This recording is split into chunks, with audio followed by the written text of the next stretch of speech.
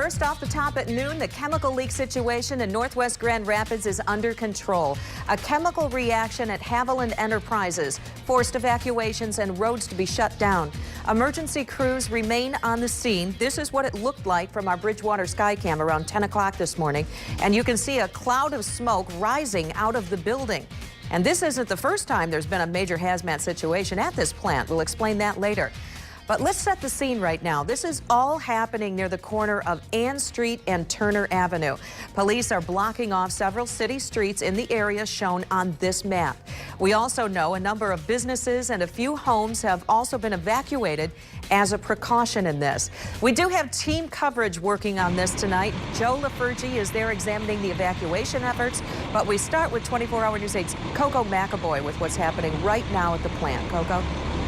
Well, Sue, since we last spoke to you, we learned that this situation has stabilized. And as you mentioned, officials have evacuated a few businesses in the area that is being blocked off at this time. However, officials say no other evacuations are needed at this time. Now, I want to show you what we're looking at right now. You can see that there's still caution tape up blocking traffic from this area. There's still a heavy police presence down the road closer to Haviland. Also, lots of fire trucks out here. Hazmat is also on scene. This started at around 10 this morning at Haviland, a chemical plant here in Grand Rapids. We're told there was some kind of reaction in a vessel during their operation, and it forced them to evacuate their facility. Right now, it's unknown what exactly went wrong and what chemical they're dealing with out here. We know it's been dissipated, but officials aren't sure how hazardous it is inside of the structure. They say they are evacuating as a safety precaution. So we're trying to be proactive in our approach to make sure that if this incident were to escalate, we would be able to evacuate people and get them out safely. So we've got all our resources in place, plus we have resources here helping the city of Grand Rapids. Again, southbound US 31 at Ann Street is blocked off right now, so that's something to keep in mind if you are traveling on the highway. We are still working to get a lot of questions answered in this situation, such as, again, what chemical is involved out here and what exactly happened during their routine operation here this morning. We're working to learn those questions, and we will give you any updates as soon as they become available. Reporting live, I'm Coco McAvoy, 24-hour News 8. Coco, thank you. Now we want to bring in Joe LaFurgey with more on the evacuations and the massive response from authorities. Joe? Yeah, Sue, I want to show you the scene right now. You see all the City of Grand Rapids Fire Department behind us in front of the plant. Interesting, they have brought in a lot of manpower, even from the suburbs. A very manpower-intensive operation here, even though it doesn't seem like there's much danger right now. You got to realize that there is some bad stuff in that plant. They got to figure out exactly how bad it is, if it's going to be any worse, if they got it under control, and that takes a lot of people to figure that out. But just to give you an idea, the city of Walker is assisting the city of Grand Rapids.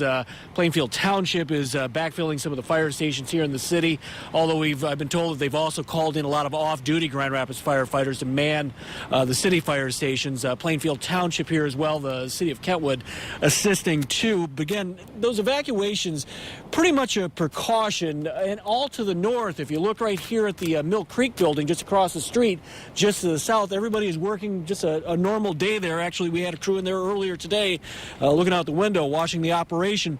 And they tell me, the fire officials tell me, that in case you did breathe this cloud that got up earlier this morning, more than likely you'd have some minor respiratory problems, some coughing, maybe some itchy eyes. And that's what we've seen in the past here at Haviland when they've had similar incidents, actually much larger incidents. I know I've covered probably 2 major incidents here in the last 20, 25 years where they've had to evacuate. They make a lot of pool chemicals in there, although they're not saying exactly what chemicals reacted. In the past, it's been chlorine. The chlorine cloud gets up, dissipates, and that's what they think is happening here this morning. The weather playing a role in this, actually helping the situation. The wind out of the south this morning, south to north, Once it got out into the atmosphere, nice clear sky, it pushed that cloud up, and they do believe that helped that cloud dissipate and get out of here, so they don't have to worry about general health concerns in this area. Keep in mind too, the evacuation area is a lot of businesses. There's not a lot of households in there, so you're talking about businesses. They also evacuated just a precaution, telling people to just shut their windows, evacuate in place to the north in the city of Walker. And again, all of this is a precaution. We talked to one of the neighbors actually to the south of Haviland. Luckily, I was able to call an individual who I know at Haviland. They just told me it was just a chemical fire / spill, and not to worry, but he would let me know. And then one of the firemen came in through the building and just didn't want a mass exodus out to the parking lot to leave, and said everything was okay. The wind was going from south to north, so everything was okay at this point. Can you smell? And again, we want to go over that evacuation area we're talking about. Turner, you see behind me, Ann Street going west to the railroad tracks a little ways down there. Then just off to the north, Ann Street to the Walker city limits. And again, if you're in the city of Walker, you're being asked to shelter in place for the time being, just till they make sure that all the chemical reaction is over with and they're not going to get another cloud. They've also shut off the off-ramps from US 131 to Ann Street as a precaution. They don't know how long this is going to take place. Again, a very manpower-intensive operation.